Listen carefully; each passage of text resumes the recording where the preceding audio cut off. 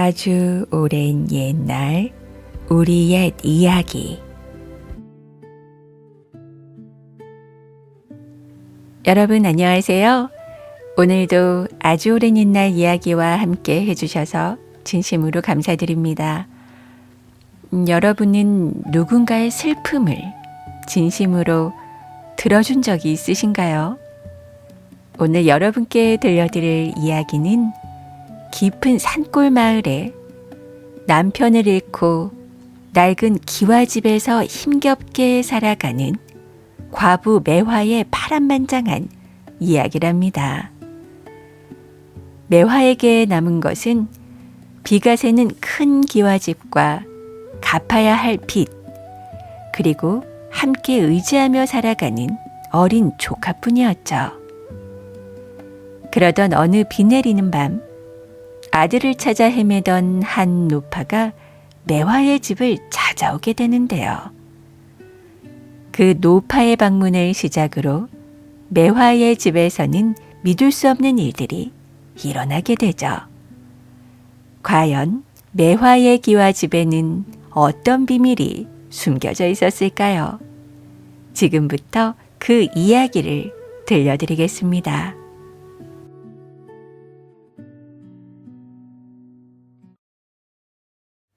눈물을 삼킨 기와집. 옛날, 아주 먼 옛날, 깊은 산골 마을에 매화라는 과부가 살았습니다. 매화는 40을 갓 넘긴 나이였는데 남편이 몹쓸병으로 세상을 떠난 뒤로는 낡은 기와집 한 채와 빚만 떠안은 채 하루하루를 힘겹게 살아가고 있었어요. 기와집은 마을에서 제일 컸지만 크다고 좋은 것은 아니었습니다. 집은 곳곳에서 비가 새고 문풍지는 찢어져 바람이 드나들고 쌀독은 바닥이 훤히 들여다 보였거든요.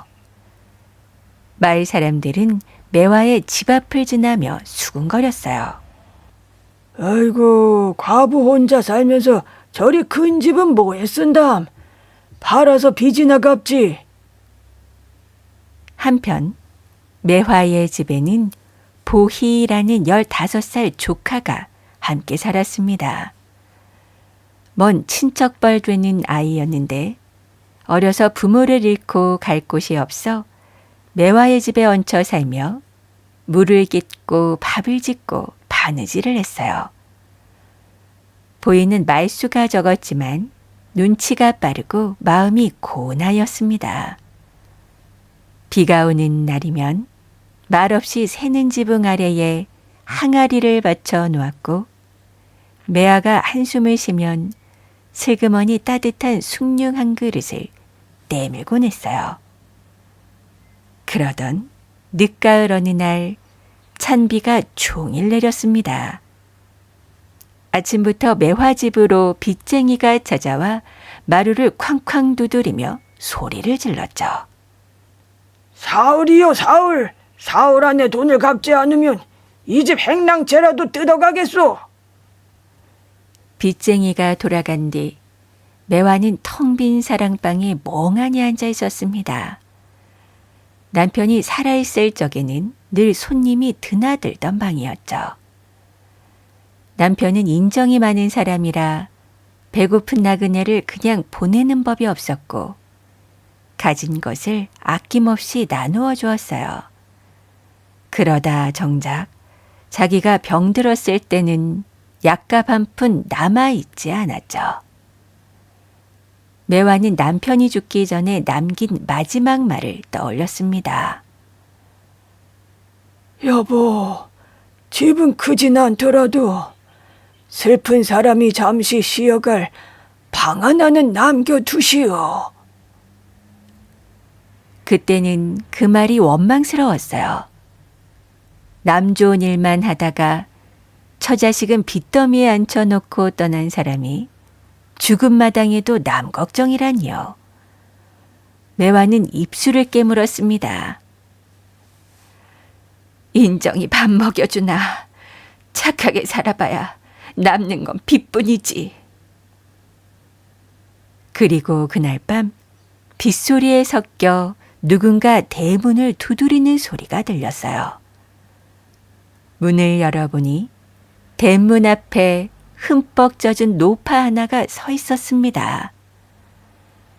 노파는 먼 장터에 나간 아들이 며칠째 돌아오지 않아 이 마을 저 마을을 헤매며 찾아다니는 중이라고 했죠. 그리고 하룻밤만 재워달라는 것이었어요. 매화는 처음에 고개를 저었습니다. 남는 밥도 없고 낯선 사람을 들인 형편도 아니라고 생각했거든요. 그런데 뒤에서 지켜보던 보이가 매화의 소매를 살며시 잡아당겼습니다. 승모님, 밖이 너무 차요. 사랑방이 비어있잖아요. 매화는 마지못해 노파를 사랑방에 들였어요. 보이가 보리죽 한 그릇을 끓여다 주자 노파는 죽을 몇 술 뜨는 둥 마는 둥 하더니 이내 아들 이름을 부르며 울기 시작했습니다. 밤이 깊도록 울음소리는 그치지 않았어요. 매화는 처음에 귀찮은 마음에 돌아 누웠죠. 하지만 노파의 울음소리를 듣고 있자니 남편을 잃던 날 밤이 떠올랐죠. 아무도 곁에 없이 혼자 울던 그 밤 말이에요. 매화는 저도 모르게 일어나 사랑방으로 건너갔습니다.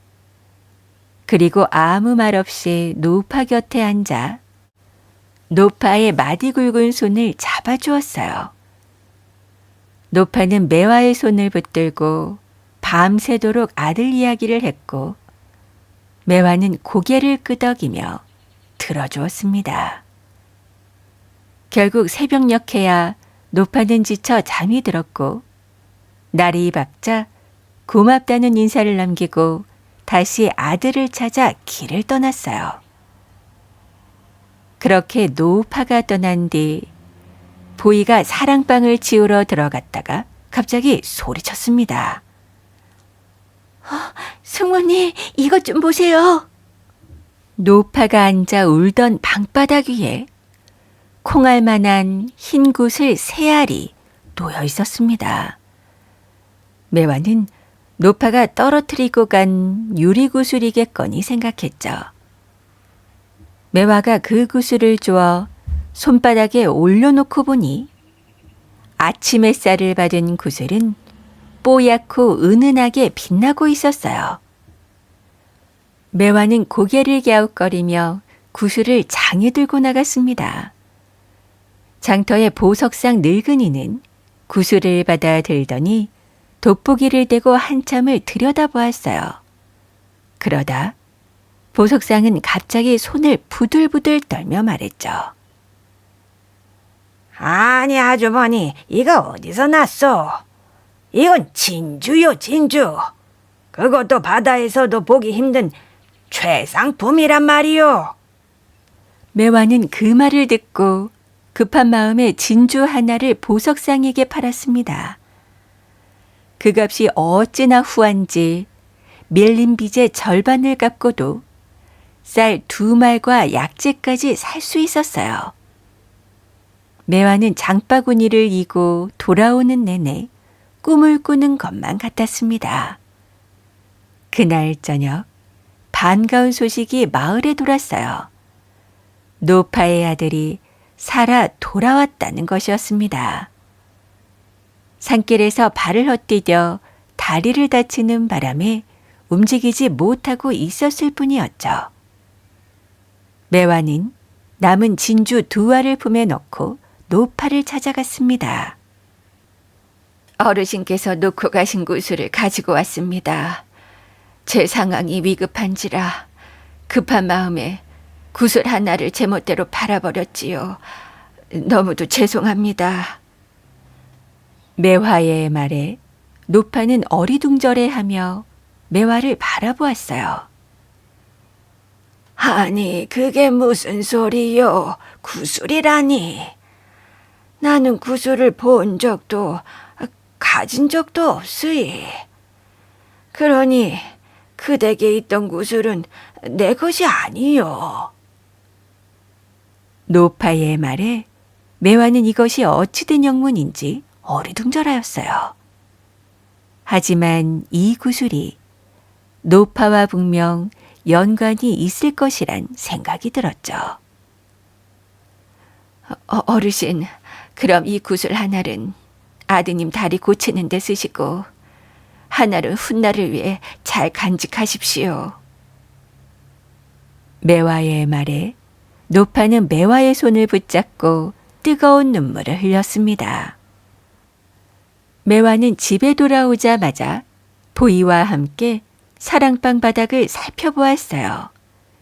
자세히 보니 노파가 눈물을 흘렸던 자리의 바닥이 아직도 촉촉했고 바늘구멍 같은 작은 구멍들이 송송 나 있었어요. 마치 눈물이 바닥속으로 스며들었다가 밤사이 진주가 되어 올라온 자국 같았습니다. 그날 밤 매화는 남편의 위패 앞에 정성껏 제사상을 차렸죠.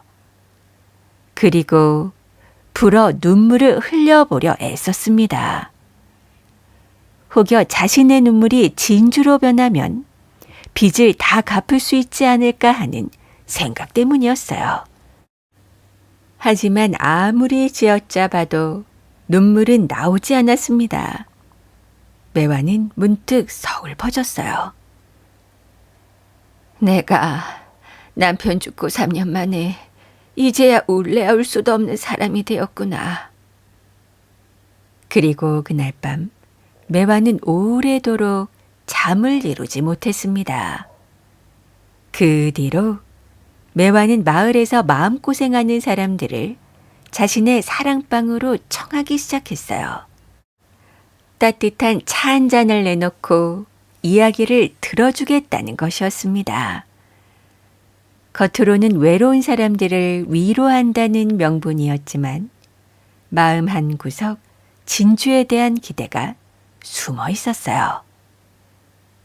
제일 먼저 찾아온 사람은 남편을 잃은 지 얼마 안 된 새댁이었습니다.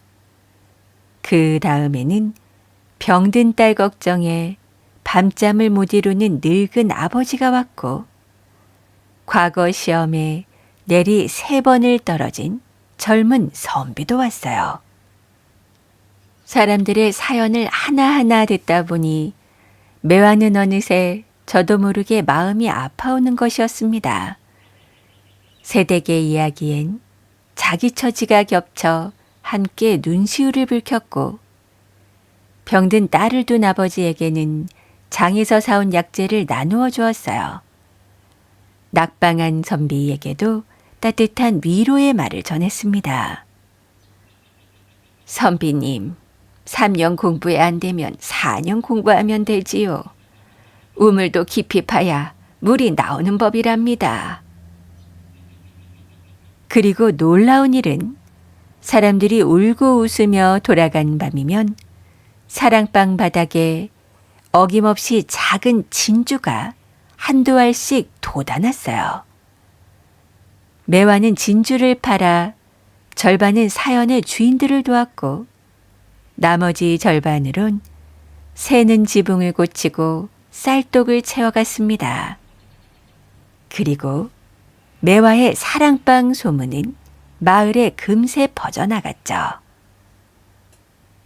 매안의 사랑방에서 한바탕 울고 나면 신기하게 마음이 가벼워진다네. 아이고, 그러게 말이에요. 그 집 과부가 사람 속을 그렇게 잘 헤아린대요. 매화의 집에는 차츰 온기가 돌았습니다. 새 기와가 올라가고 방마다 따뜻한 이불이 놓였어요. 보이는 콧노래를 부르며 마당을 쓸었습니다. 승모님이 요즘은 꼭 예전 숙부님 살아계실 때 같아요. 매화도 웃었습니다. 정말 오랜만에 웃는 웃음이었어요. 그런데 사람 마음이라는 게 참 간사한 것이어서 매화는 어느 날부턴가 사랑방에 온 손님이 울지 않고 웃기만 하다 돌아가는 날이면 빈 바닥을 내려다보며 저도 모르게 한숨을 쉬곤 하였습니다. 오늘은 헛장사를 했구나. 매화는 그런 생각을 하는 자신에게 깜짝 놀라 고개를 젓곤 하였어요. 그렇게 겨울이 가고 봄이 왔습니다. 매화의 사랑방 소문은 이웃 고을까지 퍼졌고 어느 화창한 봄날 낯선 사내 하나가 매화의 집 대문을 두드렸어요. 비단 두루마기를 걸치고 커다란 보찜을 진 사내는 여러 고을을 떠돌며 비단과 보석을 사고 파는 장사꾼 장필이었습니다. 장필은 넉살 좋게 웃으며 품에서 무언가를 꺼내 보였어요. 매화가 장터 보석상에게 팔았던 바로 그 진주였죠. 아주머니, 제가 이 진주를 사서 큰 고을에 내다 팔았는데 말입니다. 글쎄 사려는 사람이 줄을 섰지 뭡니까? 이만한 진주라면 왕실의 진상을 해도 부끄럽지 않을 물건이에요. 굵은 놈 하나면 눈 열마지기도 너끈히 삽니다. 그 말에 매화의 가슴이 쿵 내려앉았어요. 논 열마지기라니 평생 손에 흙만 묻히고 살아도 만져볼 수 없는 재산이었죠. 장필은 눈을 반짝이며 물었습니다. 그래, 이 귀한 물건이 대체 어디서 나는 geb니까? 매화는 얼른 둘러댔습니다. 죽은 남편이 남긴 유품이지요. 그러자 장필은 아쉬운 듯 혀를 차더니 떠나면서 지나가는 말처럼 한마디를 흘렸어요. 거참 아깝네요. 그나저나 아주머니, 이 눈물이란 게 말입니다. 슬픔이 깊을수록 굵게 떨어지는 법이지요. 보석상이 무심코 던진 말이었는지 알고 던진 말이었는지 알 수 없었습니다. 하지만 그의 말은 가시처럼 매화의 가슴에 콕 박혔어요. 그리고 그날 오후 공교롭게도 매화의 빚쟁이가 찾아왔죠. 남은 빚을 이달 안에 갚으라는 것이었습니다. 매화는 이미 제법 돈을 갚았지만 빚쟁이의 험한 소리를 듣는 순간 지난날의 배고픔과 서러움이 한꺼번에 밀려왔어요. 그래, 이제 다시는 빚쟁이한테 시달리며 살지 않을 것이야. 그리고 그날 저녁 사랑방에는 이웃마을 여인이 찾아왔습니다. 남편과 크게 다투었다며 하소연을 늘어놓는데 어찌된 일인지 울지는 않고 분에 겨워 씩씩거리기만 했어요. 예전의 매화라면 그저 맞장구를 치며 달래주었을 것입니다. 하지만 매화의 입에서는 전혀 다른 말이 흘러나왔죠. 그런데 세댁, 요즘 바깥 양반이 장에 자주 나가신다면서요. 남정네가 괜히 집에서 트집을 잡는 건 딴 마음이 생겼을 때라던데. 그 말에 여인 얼굴이 하얗게 질렸습니다. 그러고 보니 지피는 데가 있는 모양이었어요. 여인은 끝내 울음을 터뜨렸고 밤이 깊도록 서럽게 울다가 돌아갔습니다. 그날 밤 자정 사랑방 바닥에는 여태 본 것 중에 가장 굵은 진주가 솟아올라 있었어요. 매화는 진주를 집어들다가 잠시 손을 멈추었습니다. 자신이 오늘 무슨 짓을 했는지 모르지 않았거든요. 멀쩡한 부부 사이에 의심의 씨앗을 심은 것이었습니다. 하지만 매화는 이내 고개를 저으며 진주를 치마폭에 감쌌어요. 그래, 내가 없는 말을 지어낸 것도 아니고 그저 조심하라고 일러준 것뿐이야. 하지만 사람이 한 번 넘지 말아야 할 선을 넘게 되면 두 번째는 더 쉬운 법이었습니다. 그 무렵 마을에는 경사스러운 일이 하나 생겼어요. 배 짜는 집 딸 연하와 나무꾼 도연의 혼례가 한 달 앞으로 다가온 것이었죠. 연하는 마음씨가 비단결 같은 처녀였고 도윤은 가진 것은 없어도 부지런하고 듬직한 총각이었습니다. 두 사람은 어려서부터 한 동네에서 자라며 서로를 아껴온 사이였어요. 보이는 연하의 집을 드나들며 홀레옷 찢는 일을 거들었고 저녁마다 매화에게 있었던 일을 늘어놓았습니다. 승모님, 연하 언니 원삼에 오늘 꽃술을 놓았어요. 언니가 얼마나 고운지 몰라요. 그러던 어느 날 매화는 장터에서 보석상 장필과 떡 마주치게 되었어요. 곧 마을에 선남 선녀의 혼례식이 있다면서요. 그런데 그 꽃다운 새색시가 서럽게 울면 말입니다.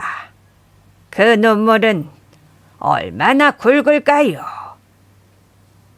그 말을 들은 매화는 버럭 화를 냈습니다. 아니 보시오. 쓸데없는 소리 마시오. 혼인을 앞둔 남의 집 귀한 딸을 두고. 장필은 껄껄 웃으며 떠났지만 그가 남긴 말은 또다시 매화의 가슴에 박히고 말았습니다. 그리고 매화는 주파나를 튕기기 시작했어요.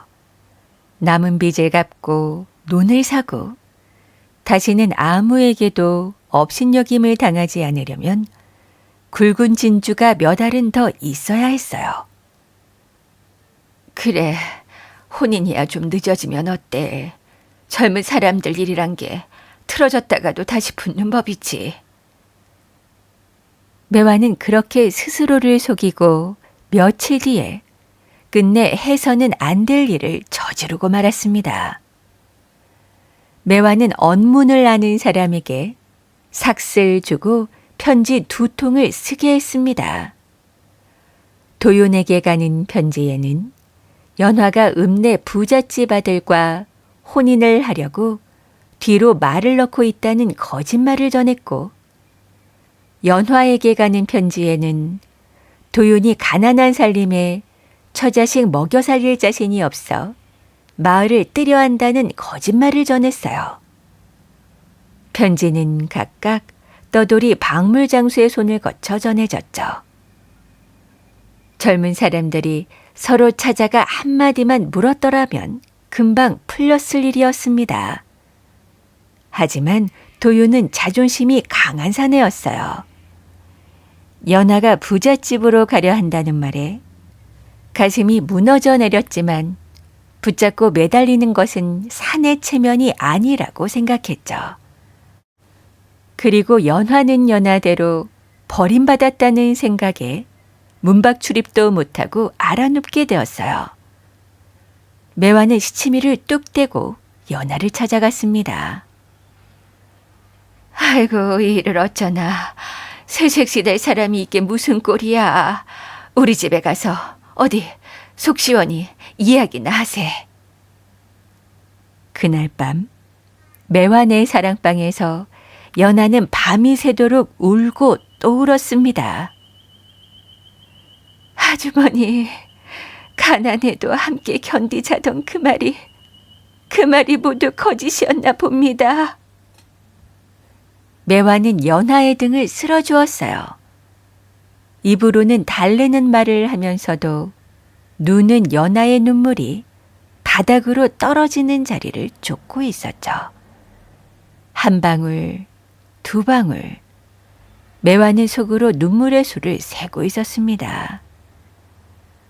그래, 한 알이면 쌀 10가마, 두 알이면 눈 한마지기. 사람의 등을 다독이는 손과 샘을 하는 마음이 한 몸에서 따로 움직이고 있었죠.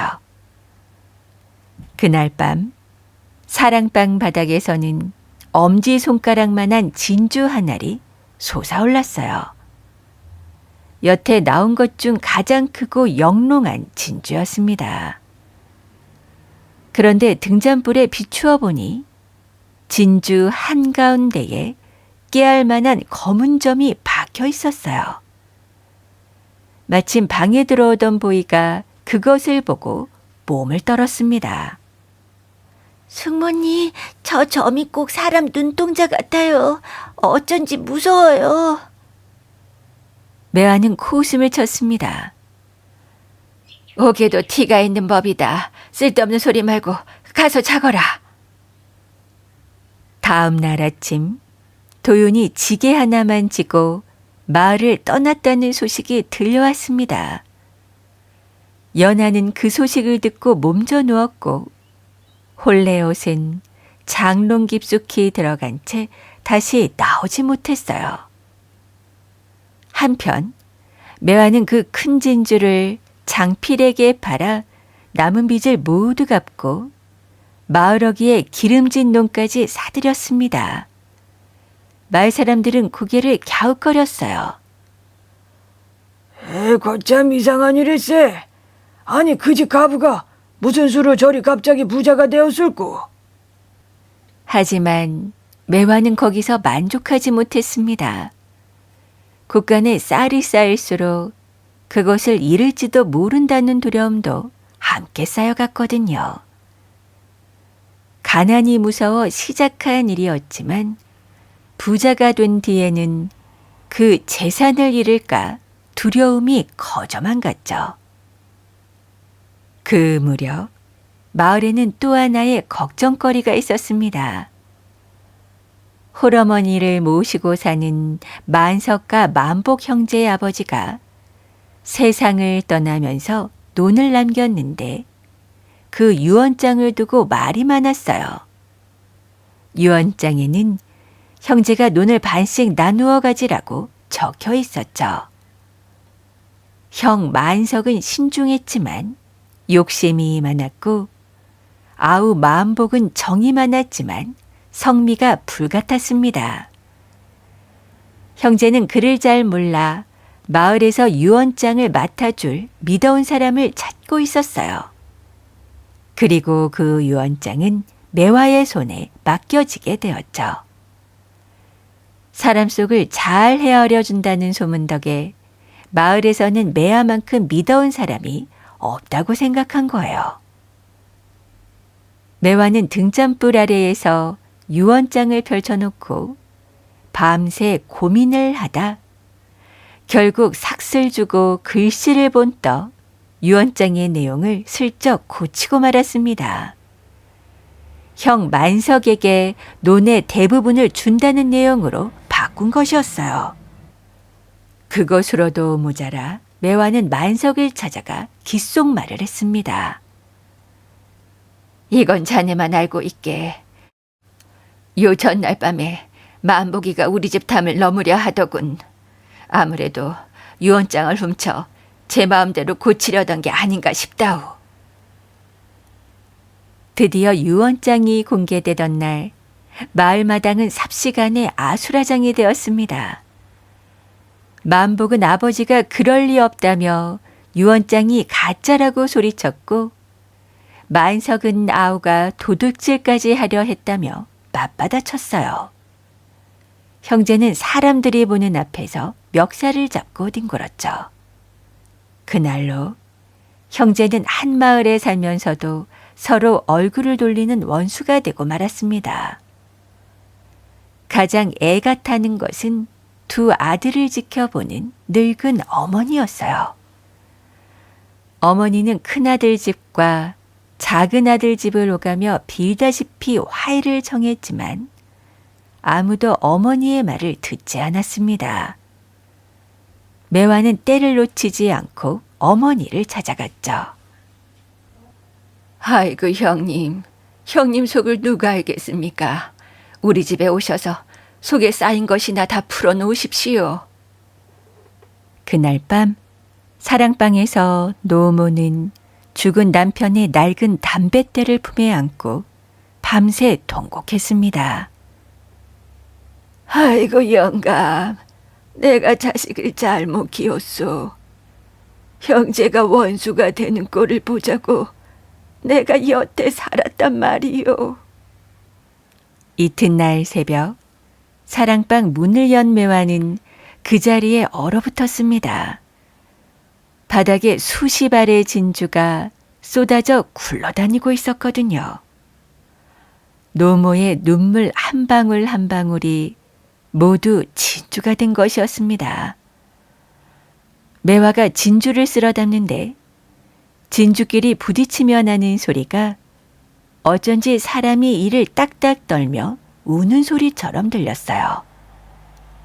하지만 매화는 애써 못 들은 척 외면했죠. 그 뒤로 점점 매화의 수법은 교묘해져 갔습니다.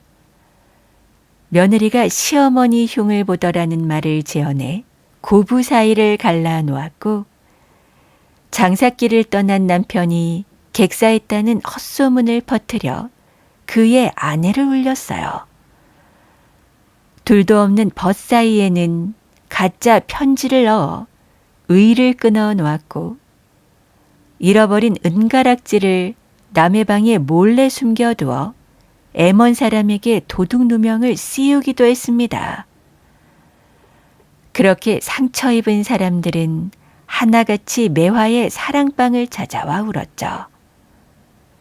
제 눈에 눈물을 나게 한 사람이 바로 눈앞에서 등을 쓸어주고 있는 줄은 꿈에도 모른 채로 말이죠.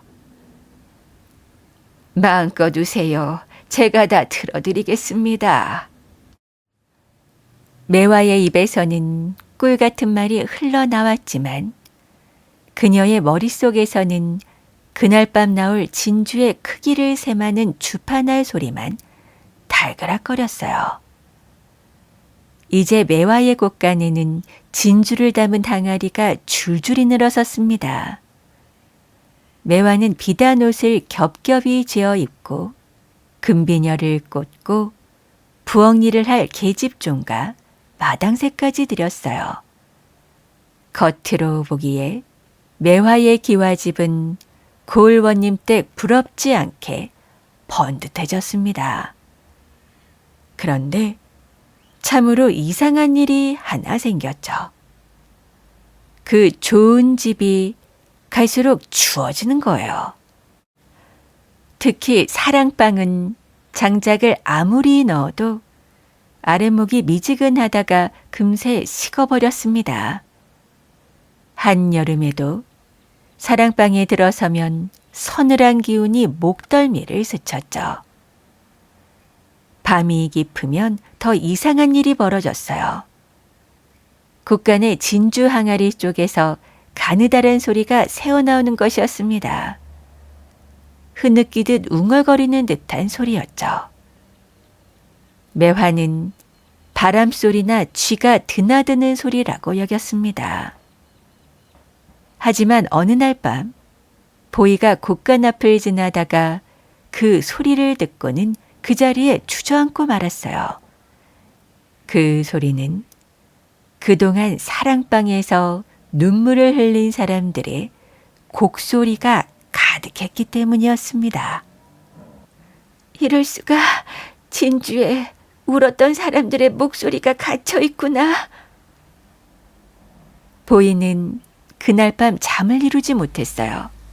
그리고 마음속으로 굳은 결심을 하였습니다. 며칠 뒤 매화가 장에 나간 사이 보이는 안방 문갑 깊숙한 곳을 뒤져 매화가 삭슬 주고 고쳐 쓴 유언장 초고와 거짓 편지의 밑글들을 찾아냈어요. 언젠가 숙모의 잘못을 밝힐 날이 오면 이것이 증거가 되리라 생각한 거였죠. 보이는 그것들을 기름종이에 싸서 장독대 뒤 흙 속에 막 묻으려 했습니다. 그런데 하필 그날따라 매화가 장에서 일찍 돌아와 장독대 뒤에 쪼그려 앉은 보이의 손에 있는 낯익은 종이 뭉치를 보고 말았습니다. 매화의 눈에서 불이 일었어요.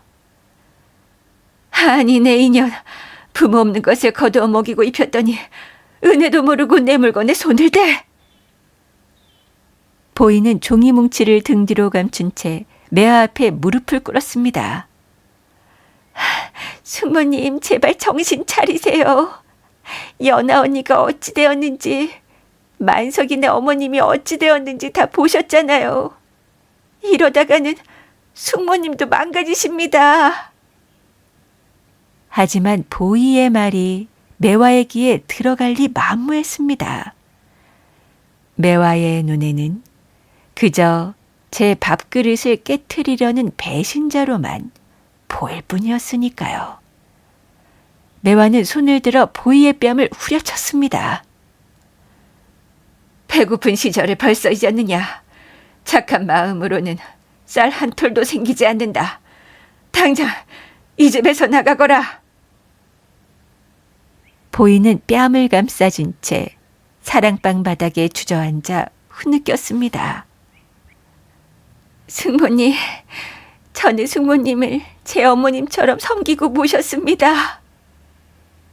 그 말에 매화의 가슴이 잠시 흔들렸어요.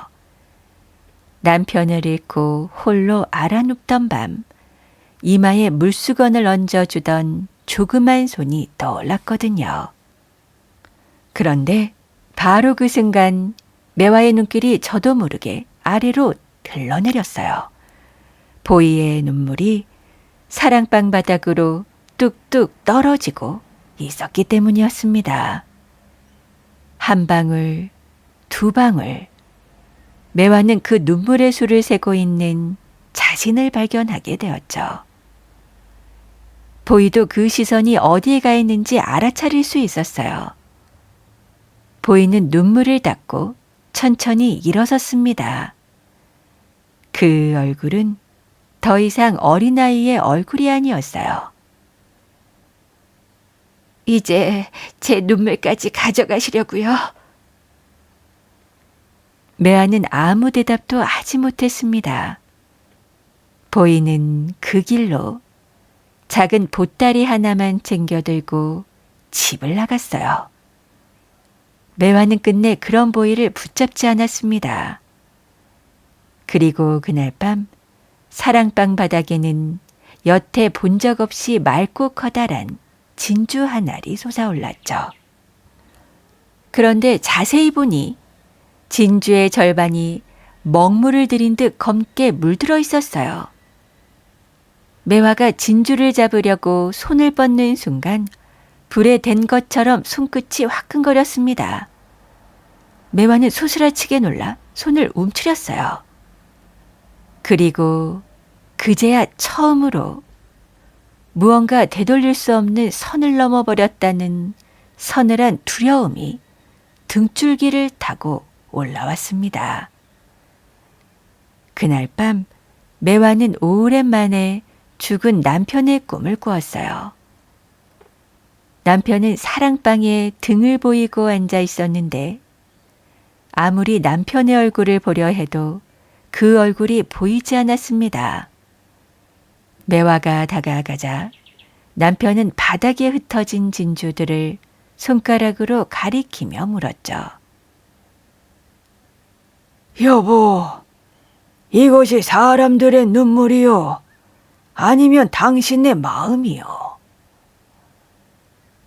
매화는 소스라치게 놀라 잠에서 깨어났어요. 창밖은 아직 캄캄한 밤이었습니다. 온몸이 식은땀에 젖은 채 어둠 속에 앉아 있자니 약한 첩 제대로 못 쓰고 떠나보낸 남편의 마지막 얼굴이 떠올랐어요. 매화의 두 눈에서 3년 만에 처음으로 뜨거운 눈물이 흘러내렸죠. 눈물 한 방울이 손등에 툭 떨어졌습니다. 그런데 이게 웬일일까요? 매화의 눈물은 손등 위에서 또르르 구르더니 콩알만한 검은 돌이 되는 거예요. 숯덩이처럼 새까맣고 얼음장처럼 차가운 돌이었습니다. 매화는 기겁하여 돌을 방문 밖 마당으로 내던졌어요. 하지만 이튿날 아침 그 돌은 어느새 매화의 베개 밑에 얌전히 돌아와 있었죠. 두 번째로 흘린 눈물도 검은 돌이 되었습니다. 남의 눈물을 진주로 바꿔온 본인이었지만 정작 제 눈물에서는 돌덩이밖에 얻지 못하였어요.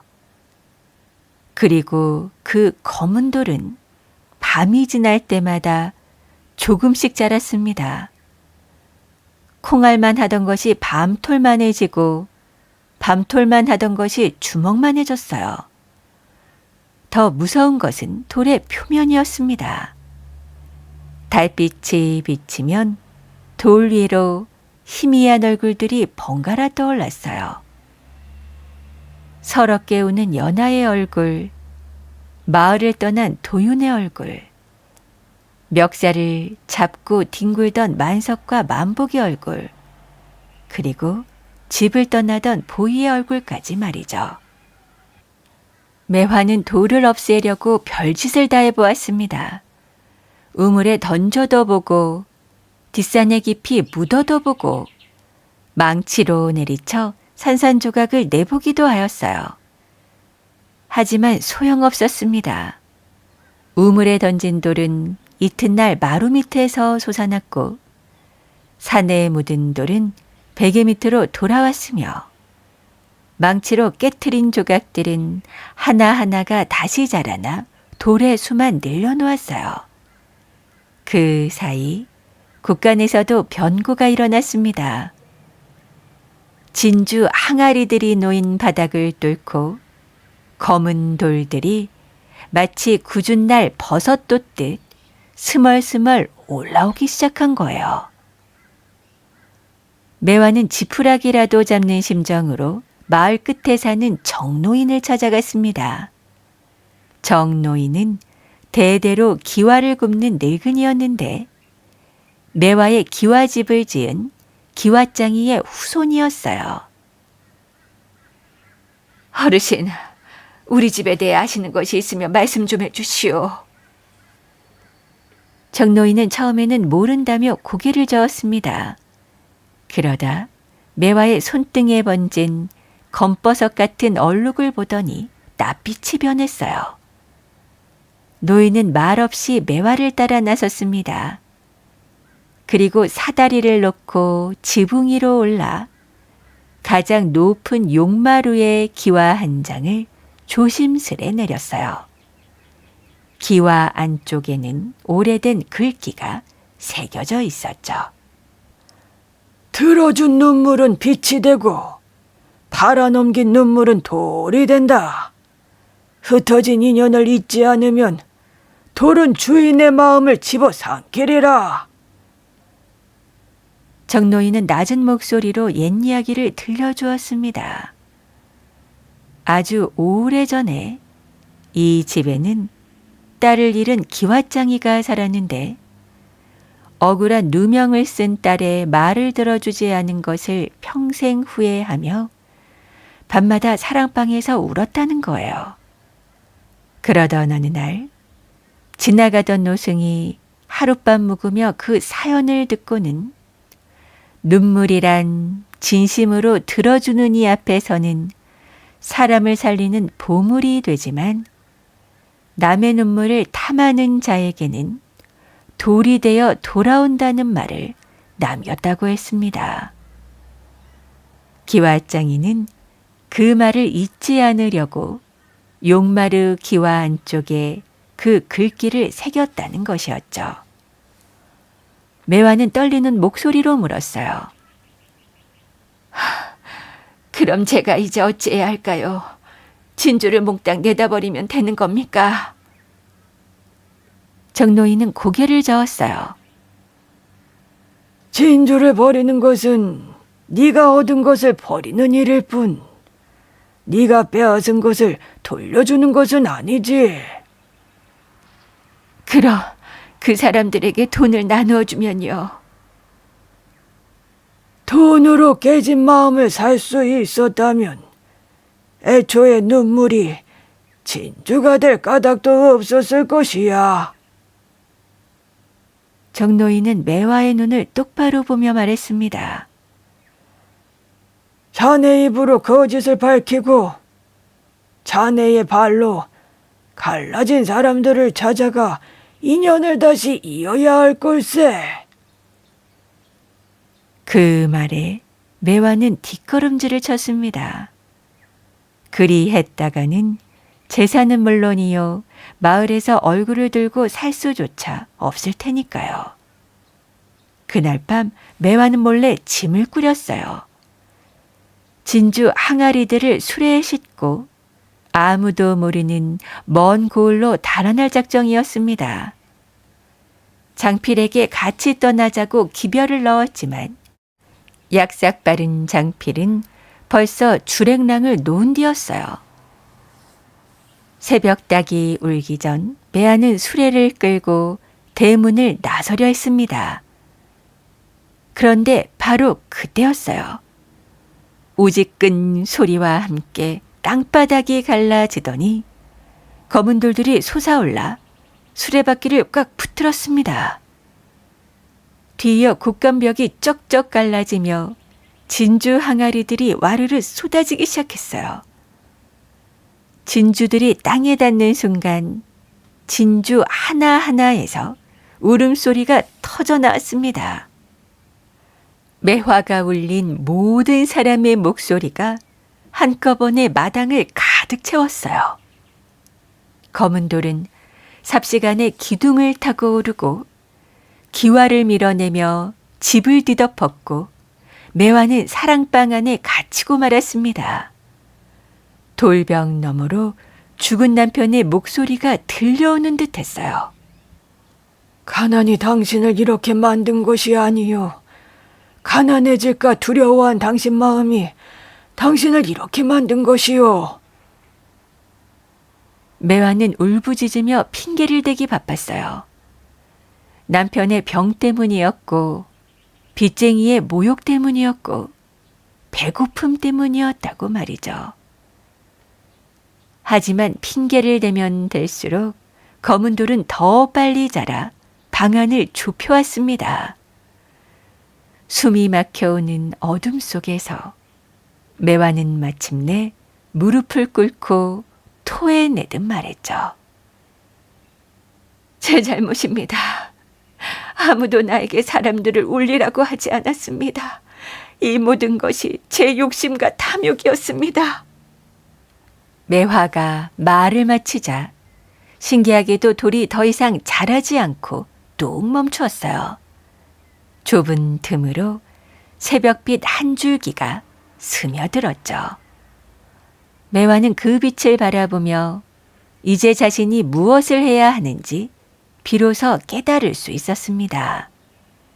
날이 밝자 매화를 가두었던 검은 돌들이 스르르 물러나며 좁은 길을 내주었어요. 매화는 무너진 대문을 지나 마당으로 걸어 나왔습니다. 그리고 마을 사람들을 집 앞으로 모두 모이게 했어요. 매화는 겹겹이 입었던 비단옷을 벗고 금비녀를 뽑아 내려놓았습니다. 그리고 낡은 무명 옷차림으로 모여든 사람들 앞에 섰죠. 매화는 떨리는 목소리로 또박또박 말하기 시작했어요. 연하와 도윤이를 갈라놓은 거짓 편지를 제가 꾸몄습니다. 만석이와 만복인의 유언장도 제가 고쳤지요. 며느리가 시어머니 흉을 보았다는 말도, 장사길 떠난 남편이 죽었다는 소문도, 은가락지 도둑 누면도 모두 제가 지어낸 것입니다. 마당이 찬물을 끼얹은 듯 조용해졌다가 이내 벌집을 쑤신 듯 뒤집혔어요. 이거 저런 천하에 몹쓸 것이 있나? 누군가 던진 돌멩이가 매화의 어깨를 때렸습니다. 얼굴에 침을 뱉는 사람도 있었죠. 하지만 매화는 피하지 않았어요. 변명 한마디 하지 않고 고개를 숙인 채 그 모든 벌을 받았죠. 그리고 곳간에 진주와 논문서, 비단과 세간을 모두 내놓아 피해를 입은 사람들에게 돌려주겠다고 했습니다. 그러자 얼굴이 반쪽이 된 연하가 앞으로 나와 조용히 말했어요. 아주머니, 제가 잃은 것은 혼숙감이 아니라 사람을 믿는 마음입니다. 만보기도 울분을 삼키며 말했죠. 어머니가 형님과 저 때문에 알아누우신 그 세월을 돈으로 되돌릴 수 있습니까? 매화는 아무 대답도 할 수 없었습니다. 그저 땅에 이마가 닿도록 엎드려 사죄할 뿐이었어요. 그리고 그날 이후부터 검은 돌들은 아주 조금씩 작아지기 시작했죠. 하지만 사라지지는 않았습니다. 그 모습을 지켜보던 정노인이 말했어요. 진실을 말하는 것은 시작일 뿐이다. 이제 네가 흩어놓은 인연을 다시 찾아 나서야 할 것이야. 매화는 이튿날 새벽 집신 여러 켤레를 보침에 매달고 길을 나섰습니다. 가장 먼저 찾아야 할 사람은 마을을 떠난 도윤이었어요. 매화는 이곳을 저곳을 떠돌며 나무꾼이 모이는 산마다 도윤의 이름을 물었습니다. 집신이 3켤레나 달아 떨어진 어느 날, 매화는 먼 고을의 주막에서 장작을 부리는 도윤을 찾아낼 수 있었죠. 하지만 도윤은 매화의 말을 믿지 않았어요. 매화는 품에서 거짓 편지의 밑글을 꺼내 보였죠. 보이가 장독대대에 숨기려다 남긴 바로 그 종이었어요. 이 편지는 내가 삭슬 주고 쓰게 한 것이네. 연하는 자네를 배신한 적이 없으이 지금도 홀레 옷을 장롱에 둔 채 자네를 기다리고 있다네. 돌아가고 안 가고는 자네 마음이네만 진실만은 알고 있게. 매화는 그 말을 남기고 돌아섰습니다. 돌아갈지 말지는 이제 도윤이 정할 일이었으니까요. 그렇게 마을로 돌아온 매화는 만석과 만복의 밭으로 갔어요. 그리고 날마다 해가 뜨면 밭에 나가 김을 메고 걸음을 지며 제 거짓말로 형제가 잃은 세월의 곡식을 몸으로 갚았습니다. 알아놓은 형제의 노모를 찾아가 죽을 끓이고 팔다리를 주물러 드렸어요. 그리고 마을 사람들이 모두 모인 자리에서 고이 간직해 두었던 아버지의 진짜 유언장을 꺼내서 소리내어 읽었죠. 논을 반씩 나누고 형제끼리 우애 있게 살라는 아버지의 참뜻이 담긴 유언이었습니다. 만석과 만복은 유언장을 앞에 두고 한참을 말없이 서 있다가 노모의 손을 하나씩 나누어 잡았어요. 계절이 바뀔 무렵 도윤이 마을로 돌아왔습니다. 연하와 도윤은 다시 만났지만 곧바로 혼이 나지는 않았어요. 두 사람은 남의 거짓말만 탓하지 않고 서로에게 직접 물어보지 않았던 자신들의 잘못도 돌아보았죠. 그렇게 천천히 끊어졌던 시를 한 올 한 올 다시 잇듯 마음을 이어갔습니다. 매화는 보이도 찾아갔어요. 보이는 이웃고을 바느질 집에서 삭바느질을 하며 지내고 있었습니다. 매화는 보이 앞에 엎드려 사죄했죠. 돌아와 달라는 말은 하지 않으마. 그럴 염치도 없다. 다만 내가 너에게 한 짓을 사과하고 싶구나. 뺨을 때린 것도 네 눈물을 세었던 것도 모두 내 평생의 죄다. 매화는 남은 재물을 보이 앞에 내놓으며 보이가 살고 싶은 곳에서 제 뜻대로 살라고 전했어요. 그렇게 세월이 흐르면서 검은 돌들은 조금씩 작아졌습니다.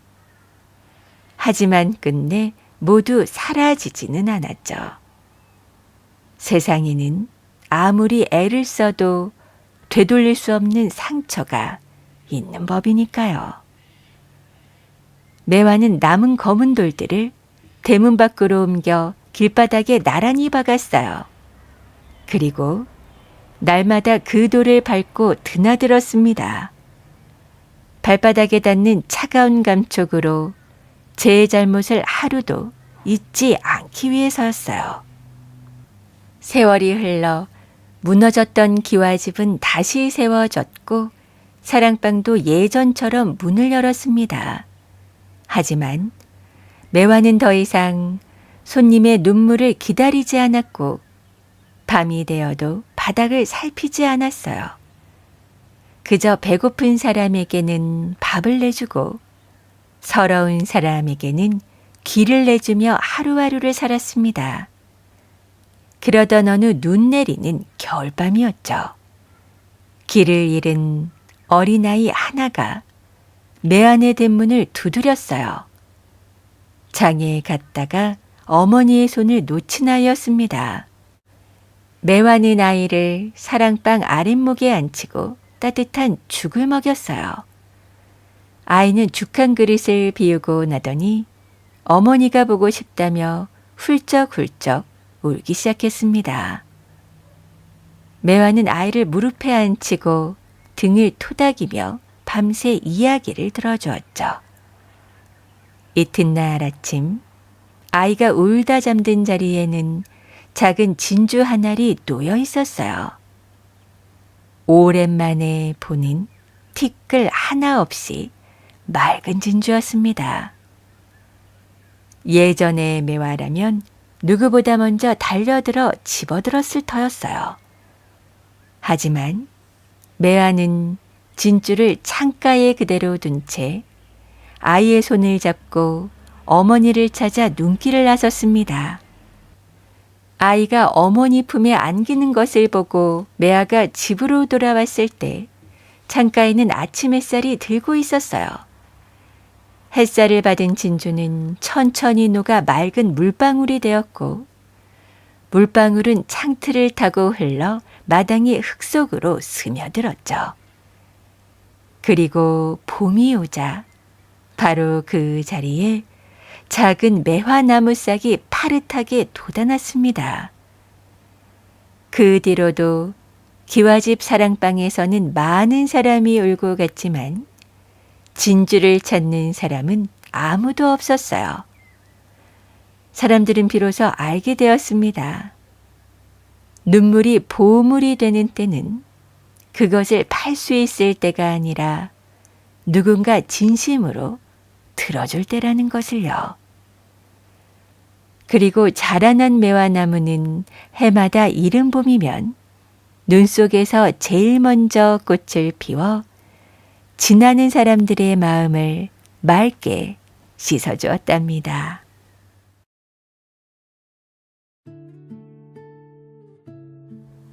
오늘 이야기 어떻게 들으셨나요? 매화는 처음부터 나쁜 사람은 아니었죠. 그저 남편을 잃고 빚에 시달리며 다시는 가난하게 살고 싶지 않다는 두려움을 품고 살아가던 사람이었습니다. 처음에는 슬픔에 빠진 사람의 이야기를 진심으로 들어주었고 그 따뜻한 마음 앞에서 사람들의 눈물은 맑은 진주가 되어 나타났죠. 하지만 매화는 어느 순간부터 사람의 마음보다 진주의 값어치를 먼저 바라보기 시작했습니다.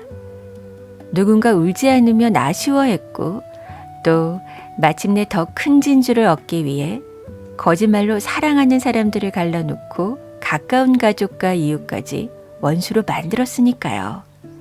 하지만 그렇게 남의 눈물을 이용해서 얻은 재물은 매화를 행복하게 해주지 못했습니다.